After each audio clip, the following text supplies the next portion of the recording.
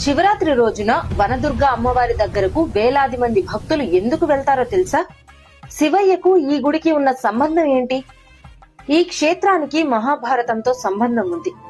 పరీక్షిత్ మహారాజు ఒక ఋషిని అవమానించగా పాము కాటుకే మరణించుగాక అనే శాపం పొందాడు. అలాగే ఆ రాజు పాము కాటుతో మరణించాడు. తండ్రి మరణంతో మండిపోయిన రాజకుమారుడు జనమేజయుడు ప్రపంచంలోని నాగులను నాశనం చేయడానికి సర్పయాగం ప్రారంభించాడు. ఆకాశం నుంచి పాములు అగ్నిలో పడిపోతుంటే సృష్టి సమతుల్యం కూలిపోతుంది. అప్పుడు దేవతలు పరమశివుణ్ణి ప్రార్థించారు. అప్పుడు శివుని తలపై ఉన్న గంగాదేవి మంజీరా నదిగా మారి 7 ప్రవాహాలుగా విడిపోయి యజ్ఞాగ్నిని ఆర్పివేసింది.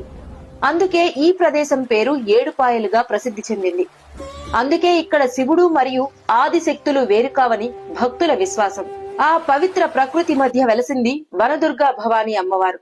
ఇక్కడ ఆ 7 ప్రవాహ